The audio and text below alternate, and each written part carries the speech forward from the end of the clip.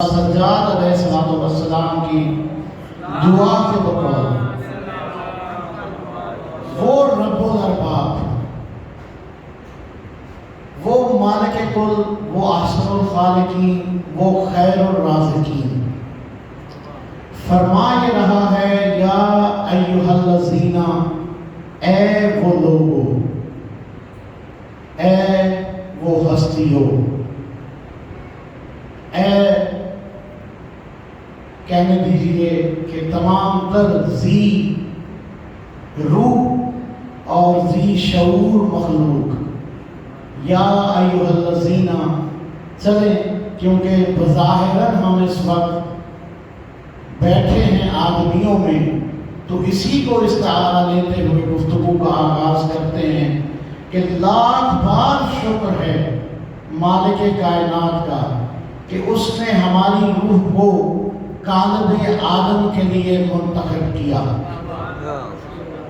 اور اس دنیا میں ولادت کے بعد ہمیں جو عہدہ ملا، پہلا عہدہ وہ آدمی کا عہدہ تھا، کیونکہ آدم کے گھر پیدا ہوئے تھے۔ اس آدمی نے جب کما حق ہو بندگی کرنے کی کوشش کی، کیونکہ بندہ ہم نہیں ہو سکتے، بندے کا معیار، بندے کا کریڈیبلٹی، بندے کی کسوٹی، بندے کا بینچ مارک سبحان اللہ الذی اسریٰ بعبدہ نے جو طے کر دیا وہ ہماری پہنچ سے بہت اوپر ہے۔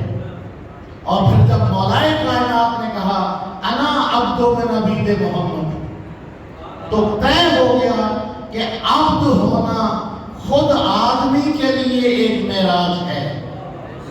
بہرحال اپنی سی کوشش ہر مومن کرتا ہے۔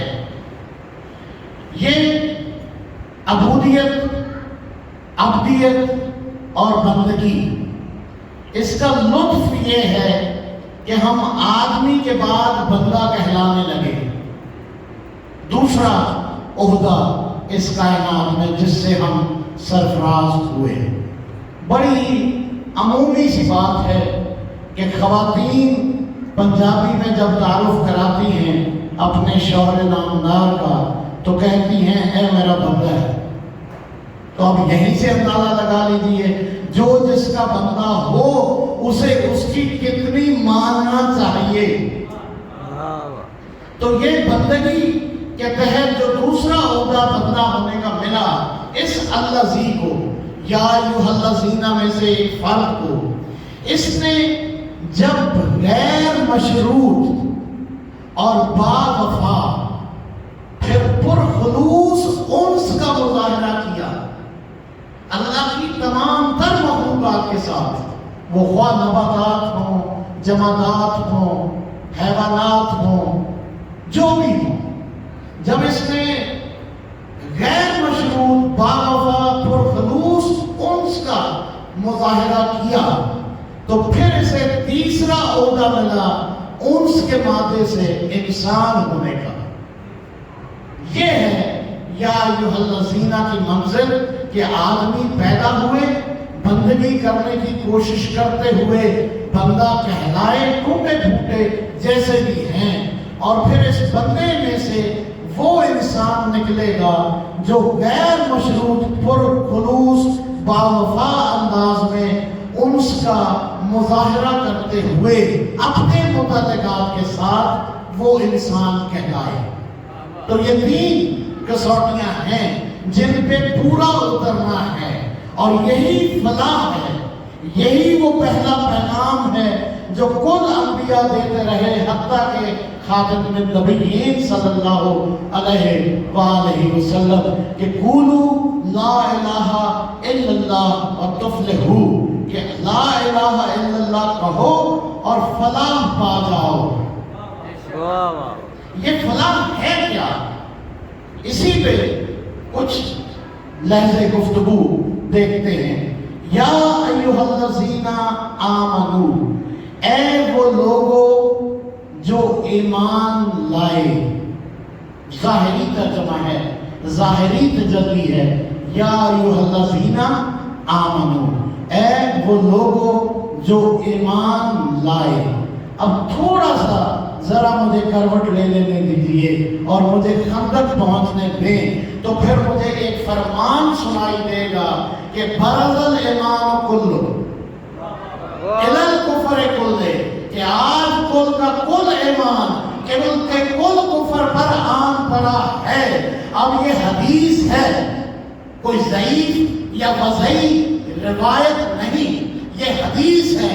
اگر حدیث کی روح سے، اور حدیث بھی خاتم النبیین کی وما ینطق عن الہویٰ وَإِنْ هُوَ وَحْیٌ یُوحیٰ کے ترجمان کی، اب اگر اس حدیث کو معیار بنا لیں اور یا ایھا الذین آمنوا کا ترجمہ کریں، مرادی ترجمہ تو مخاطب یوں کریں گے کہ اے علی والو، یا ایھا الذین آمنوا، اے علی والو. میں نے گزارش یہ کی ہے کہ اگر کل کا کل ایمان ہے خندق میں تو پھر ایمان والے تو علی والے ہی ہو سکتے ہیں. بڑی کٹھن کسوٹی ہے. میں کہہ دوں کہ میں قبلہ کا دوست ہوں، ملتان میں میرا تعارف یہی ہے، یہ اور بات ہے. جب بھی جس دکان پہ چاہے 30 روپے کا ایک پاؤ دودھ لینے کے بعد میں تعارف کیوں نہ کراؤں، ادھار دودھ لینے کے بعد وہ دکاندار میری بات پہ یقین نہیں کرے گا، وہ فوراً قبلہ کو فون کرے گا کہ جناب یہ صاحب آئے ہیں اور اپنے آپ کو آپ کا دوست کہتے ہیں، کیا آپ دوست مانتے ہیں؟ اگر یہ تصدیق کریں گے، توثیق کریں گے میرے دعوے کی، تو پھر مجھے دودھ دستیاب ہوگا.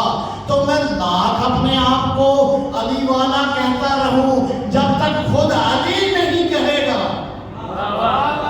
کہ یہ میرا ہے. تو کردار اس طرح سے ڈیولپ کرنا ہے، اپنے کردار کو، اپنے شخصیت کو ترقی اس طرح سے دینی ہے. میں اکثر عام طور پہ عمومی اپنی پیشہ ورانہ محافل میں بھی، لیکچرز میں بھی کہا کرتا ہوں کہ تمہیں پیدا ہوئے تو ماں باپ پہ واجب تھا کہ تمہارا نام رکھتے، تجویز کرتے. تمہارا نام تمہاری ایسی ملکیت ہے جس پہ تمہارا کوئی اختیار نہیں ہے. والدین نے جو دے دیا، بہت کم لوگ ہیں جو اپنا نام بدلتے ہیں، بالکل معدود چند فیصدی میں شرح نکالو گے تو اشاریہ 0.00 کتنے پرسنٹ آئے گی. تو جو نام مل گیا یہ انسان کا ایسی ملکیت ہے، ایسا ایسٹ ہے جس پہ اختیار نہیں ہے. اور اکثر و بیشتر میرے دادا کے پاس بھی لوگ آیا کرتے تھے کہ جی بچہ بیمار رہتا ہے، فلاں نے کہا ہے نام بدل دیں. میرے دادا کہا کرتے تھے کام بدل دیں. نام بدلنے سے کچھ نہیں ہوگا، کام بدل دیں. تو میں نے وہاں سے اخذ یہ کیا کہ یہ جو نام ہے، میرا اسم ہے، کیا میری شخصیت اور میری ذات اس نام کا مظاہرہ ہے؟ ہاں. یا ایھا الذین آمنوا اتقوا اللہ، اے لوگوں جو ایمان لائے، یا بقول میرے اے ایمان والو، اے علی والو، تقوی الہی اختیار کرو. اللہ سے کیا ہے عمومی ترجمہ؟ اللہ سے ڈرو. ان اللہ جمیل و یحب الجمال، اللہ جمیل ہے اور جمال کو پسند کرتا ہے. تو پھر اللہ ڈرنے والی ہستی بھلا کیوں کر؟ تقوی الہی اختیار کرو، یعنی اللہ کی ناراضی سے بچنے کی ہر ممکن کوشش کرو. جیسے کوئی شخص کھلا لباس پہنے ہوئے خاردار جھاڑیوں کے تنگ رستے میں سے گزرنے کی کوشش کرتا ہے لباس کو بچاتے ہوئے، جیسے کیچڑ والے طریق سے، راستے سے، سڑک سے آپ گزرتے ہیں اپنے لباس کو، تہمت کو، شلوار کو، آزار بند کو اوپر اٹھاتے ہوئے، یعنی ہر اس عیب سے بچنا جو خالق کو ناپسند ہو. محبوب کی ناراضی کیا ہے کہ میں یہ کروں گا تو میرا محبوب ناراض ہو جائے گا. اور میکسیمم محبوب کی ناراضی کیا ہوتی ہے؟ وہ خاموشی اختیار کر لیتا ہے. اچھا چلے میری عمر کے تو چپ رہے. آپ جیسے نوجوان تو بولے جو 2-3 گھنٹے کے پیکیجز کرواتے ہیں منانے کے لیے محبوب کو، انہیں تو اندازہ ہوگا کہ محبوب روٹھا ہوا ہو تو اس کو منانے میں کتنی دیر لگتی ہے. تو محبوب کی ناراضی سے بچنا یہ ہے تقوی کی عام سہل آسان تعریف. یا ایھا الذین آمنوا اتقوا اللہ، اے علی والو اللہ کی ناراضی سے بچو. اب اس کے لیے کوئی نہ کوئی طریقہ کار بھی ہوگا. اسی اسم کو طریقہ کار بنا لیتے ہیں جو ہمارے ماں باپ نے ہمیں دیا ہے. میں نے گزارش کی تھی کہ نعروں والی مجلس میرے پاس کی بات نہیں. ہاں تھوڑا سا دعا کرتے رہیں تاکہ پتہ چلے کہ اپنے احباب نہیں بول رہے.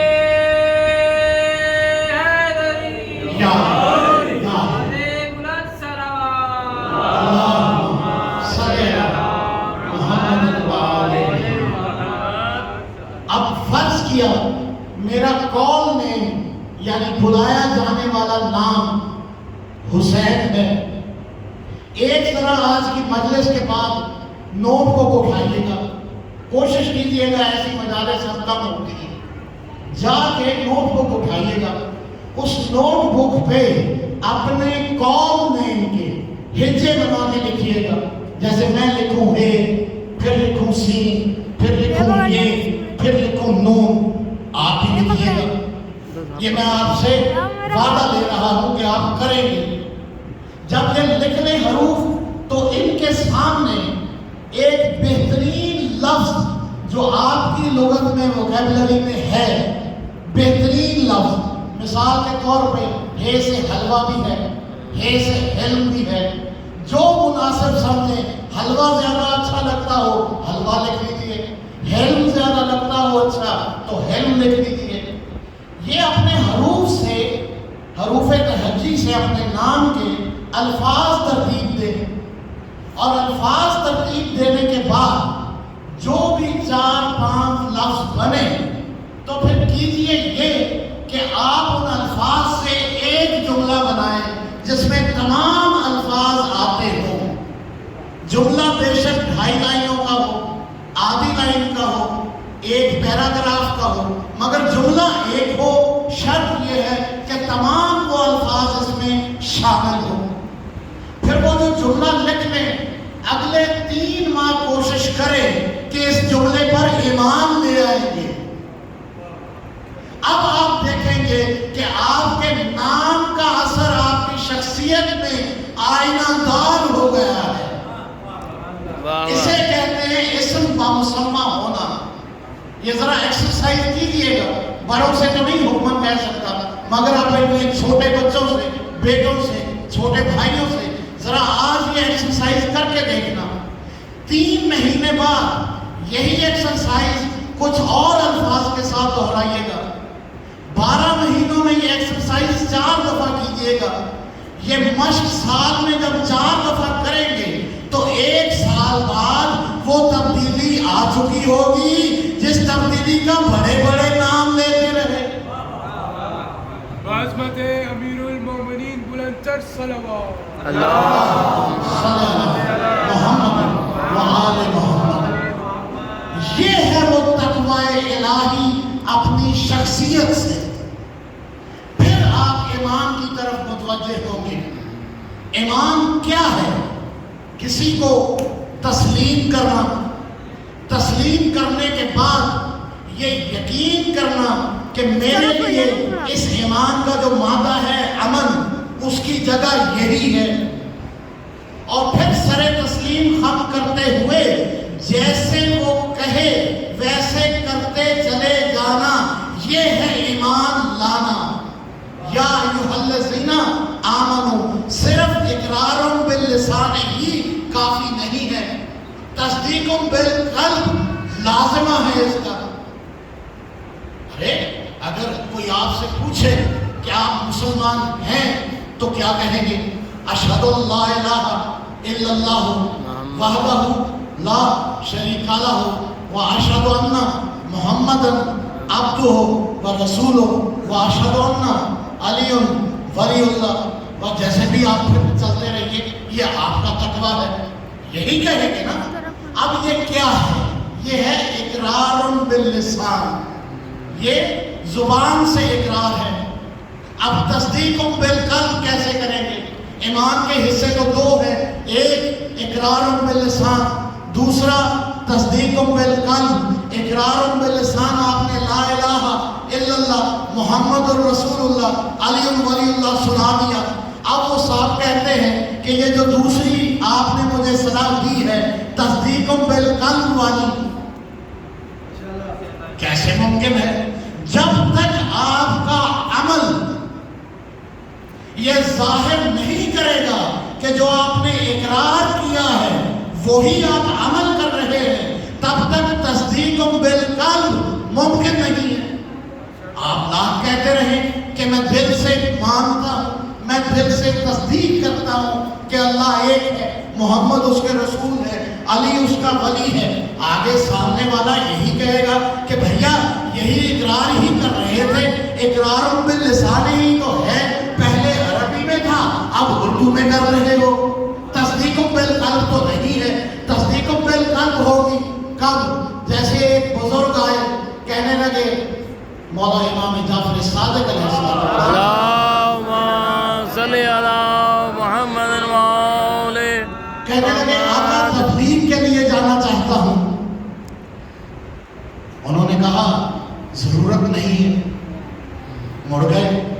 پھر کچھ دنوں کے بعد آئے، کہا آقا کچھ دن پہلے بھی گزارش کی تھی، تبلیغ کا شوق ہے، میں بھی جانا چاہتا ہوں کہ میں آپ کی جد کی ولایت کو، آپ کی جد کی رسالت کو، اور جنہوں نے وہ رسالت و ولایت عطا کی اس کی توحید کو بنواؤں، مجھے تبلیغ پہ جانے کی اجازت دیجیے۔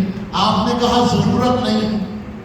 پھر یہ کچھ ایام گزرے، تیسرے دن پھر تیسری بار آئے تو آپ نے کہا ہاں اب جاؤ، مگر ایک شرط ہے کہ وہاں گونگے بن کے رہو گے، بولو گے نہیں۔ کہا مولا تبلیغ کرنی ہے، جب تک بولوں گا نہیں، زبان ہی تو ابلاغ کا ذریعہ ہے، جب تک بولوں گا نہیں تبلیغ کیسے کروں گا؟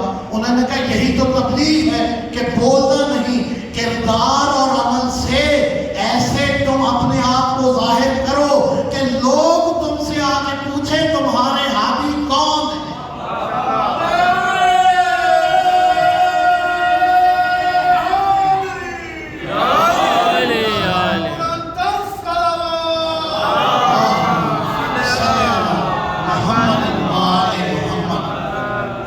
یہ ہے یا ایھا الذین آمنوا اتقوا اللہ، اے علی والو اللہ کے لیے تقوی اختیار کرو۔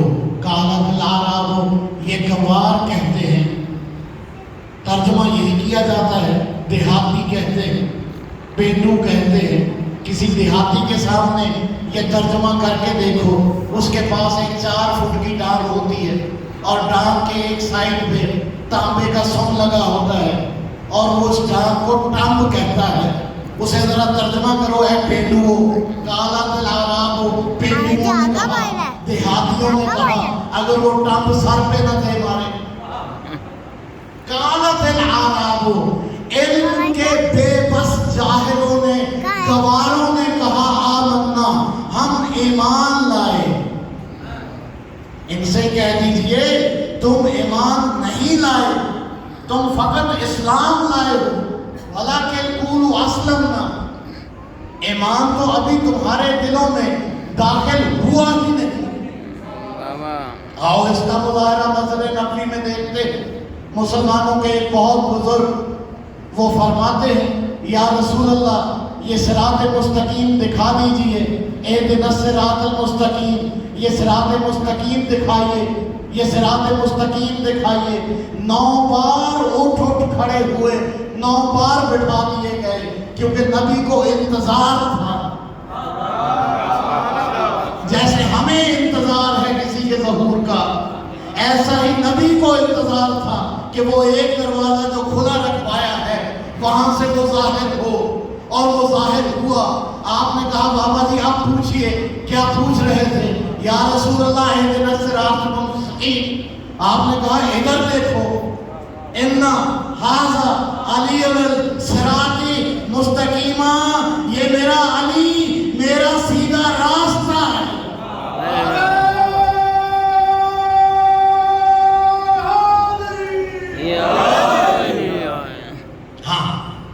یہ کون سا سیدھا راستہ ہے؟ یہ وہی سیدھا راستہ ہے، یاسین والقرآن الحکیم انکا لمن المرسلین۔ ٹھیک ہے، آگے کیا ہے؟ انکا علی صراط مستقیم، بے شک آپ سیدھے راستے پر ہیں، آپ صراط مستقیم پر ہیں۔ اور وہ خود خدا کیا کہہ رہا ہے سورہ ہود میں کہ بے شک میرا رب اِنَّا ربی علی صراط مستقیمہ، میرا رب صراط مستقیم پر ہے۔ یہ کچھ کلومیٹر دور موٹر وے ہے، یہ موٹر وے ہے، اسلام آباد نہیں ہے۔ اسلام آباد موٹر وے پر ہے، یہ موٹر وے ہے، یہ اسلام آباد نہیں ہے، مگر اسلام آباد موٹر وے پر ہے۔ اگر اس موٹر وے پہ متمسک رہو گے، رستے میں دائیں بائیں انٹرچینجز سے اترنے کی کوشش نہیں کرو گے، اس پہ سفر جاری رکھو گے، پھر اسلام آباد پہنچو گے۔ یہ کہہ رہا ہے رب کہ بے شک صراط مستقیم پہ ملے گا رسول بھی جو تمہیں لے چلے گا صراط مستقیم کی طرف، اور صراط مستقیم تمہیں لے جائے گا بالآخر اس منزل الہی پہ۔ میں نے تھوڑی سی ترجمے میں ڈنڈی مار دی، میں نے موٹر وے کو صراط کہہ دیا، حالانکہ جو سڑک تعمیر کی جائے وہ طریق کہلاتی ہے۔ تعمیر شدہ سڑک سولنگ ہو، لوک کی ہو، آر سی سی کی ہو، ریجڈ ہو، فلیکسیبل ہو، کیسی بھی ہو، جو رستہ تعمیر کیا جائے اسے طریق بولتے ہیں۔ اور وہ رستہ جو کچھ لوگوں کے نقوش ہائے قدم کی وجہ سے بن جائے، جیسے تم لوگوں نے دیکھی ہوں گی خالی پلاٹس میں سے پگڈنڈیاں بن جاتی ہیں، لوگ جو وتر کاٹتے ہیں شارٹ کٹ مارتے ہوئے بیچ میں سے جاتے ہیں، کھیتوں میں پگڈنڈیاں بن جاتی ہیں، اسے کہتے ہیں عربی میں صراط۔ آؤ بنو ہاشم کے محلے سے میدان مباہلہ تک تمہیں ایک پگڈنڈی پہ لے چلوں، جہاں آگے آگے محمد کے قدم ہو، اوپر فاطمہ کا قدم ہو، اوپر علی کا قدم ہو۔ یہ ہے صراط مستقیم۔ ماشاءاللہ۔ اور تقویٰ یہ ہے کہ اس صراط مستقیم سے نہ 1 ملی میٹر دائیں نہ 1 ملی میٹر بائیں۔ مولا امام جعفر صادق علیہ السلام کے پاس ہی ایک شخص آیا تھا، مولا یہ صراط مستقیم میں نے سنا ہے تلوار سے زیادہ تیز ہے، بال سے زیادہ باریک ہے، آگ سے زیادہ گرم ہے۔ آپ نے فرمایا ہمارا ہو کے بھی تو اسے پل سمجھتا ہے؟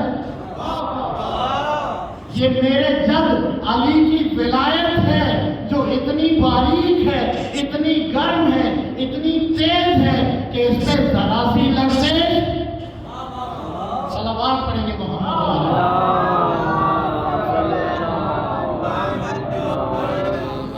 یہ ہے صراط مستقیم جس پہ تقوی کے ساتھ چلنا ہے۔ یا ایھا الذین آمنوا اتقوا اللہ، اے وہ لوگوں جو ایمان لائے، اے علی والو تم اللہ کے لیے تقوی اختیار کرو۔ تو پتہ چل گیا تقوی منزل نہیں ہے، تقوی اس صراط مستقیم کا ایک لازمہ ہے، تقوی اس صراط مستقیم کا ابتدائی پڑاؤ ہے، تقوی اس صراط مستقیم پر ایک ریزورٹ ہے جس پہ تم نے رک کر یہ سوچنا ہے کہ اب تک زندگی کیسے گزاری اور آگے کیسے چلنا ہے۔ الحمدللہ رب العالمین الرحمن الرحیم مالک یوم الدین ایاک نعبد و ایاک نستعین اہدنا الصراط المستقیم صراط الذین انعمت علیہم غیر المغضوب علیہم ولا الضالین۔ اس چیپٹر میں کم و بیش 5 بار ذکر علی ہوا ہے، اس کے بعد بھی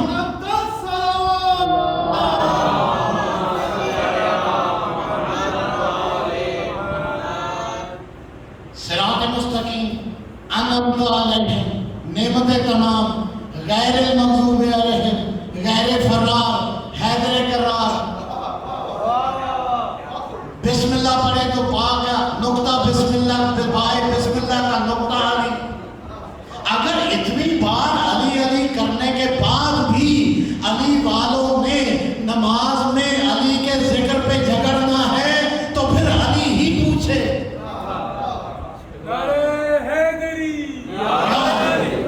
یا علی۔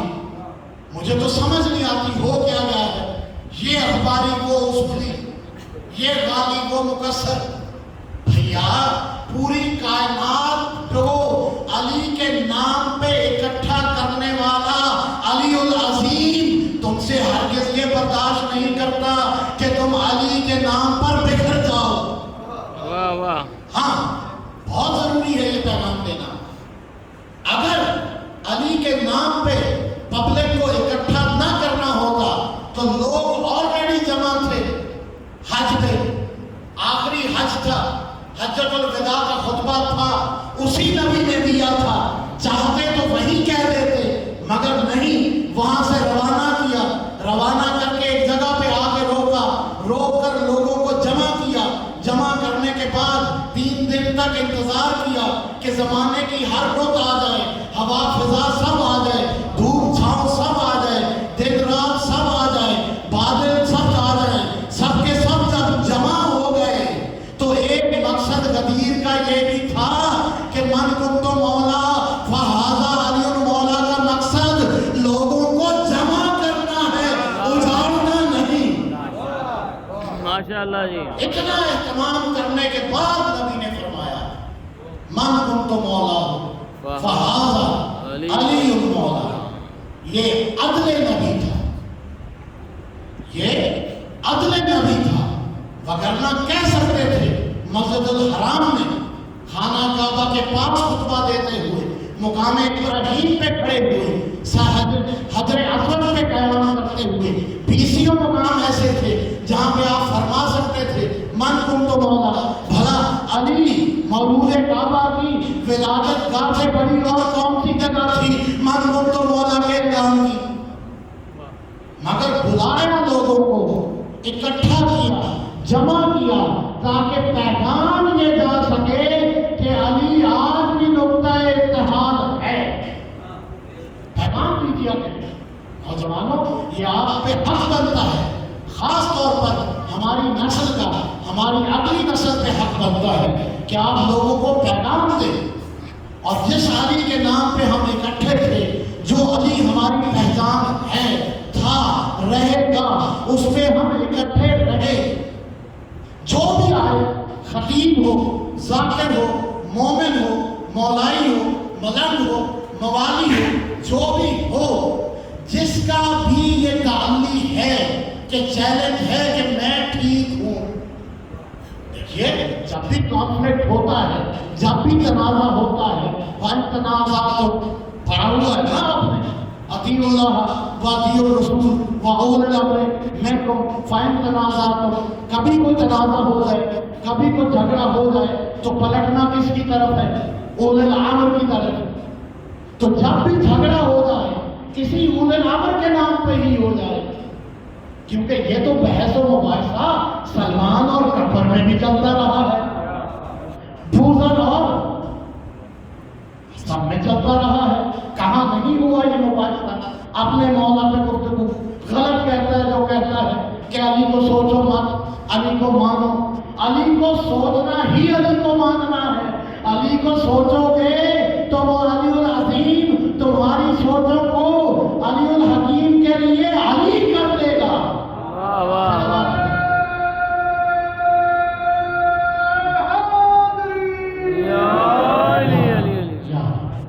تو علی کو ماننا ہے سوچ کر، تاکہ سوچیں بلند ہوں۔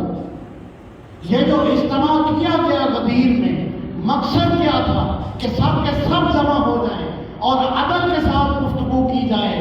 وہ اوپر سننے والا، وہ دیکھنے والا، وہ جو سمیع ہے مگر عزم اللہ علی کو کہتا ہے، وہ جو بصیر ہے مگر عین اللہ علی کو کہتا ہے، وہ جو علی کل شیء قدیر ہے مگر ید اللہ علی کو کہتا ہے، وہ بھی یہ منظر دیکھ رہا تھا۔ اور وہ ہے ہی بہت عادل، اور تقوی کا پہلا سٹیپ ہی عدل ہے کہ جس کا جو مقام ہو اسے وہاں رکھا جائے۔ تو اسی مقام کے اوپر من کنت مولا کا اعلان کیا گیا تھا، اور آگے سے وقت نے کہا تھا کہ تم نے نمازیں پڑھائی، ہم نے پڑھی، تم نے روزے رکھوائے، ہم نے رکھے، تم نے حج کے لیے کہا، ہم باقیادہ آئے، جو جو استطاعت رکھتا تھا وہ آیا، جس جس کے پاس استطاعت تھی اس نے قربانی کی، جو جو مستطیع تھا اس نے زکوٰۃ کی ادائیگی کی۔ اب یہ جو فرما رہے ہو یہ خود سے فرما رہے ہو اپنے ابن عم کے حق میں، یا تمہارے خدا کا حکم ہے؟ آپ نے فرمایا میرے اللہ کا حکم ہے۔ اس نے کہا پھر اپنے اللہ سے کہو کہ عذاب نازل کر۔ نام اس کا کیا تھا؟ حارث۔ یاد ہے آپ کو ایک جگہ علی نے مرہب مارا تھا، مرہب کے بڑے بھائی کا نام کیا تھا؟ حارث۔ علی نے اللہ کا دشمن حارث مارا تھا، اللہ اتنا عادل تھا اس نے علی کا دشمن حارث مار دیا۔ واہ واہ، صلوات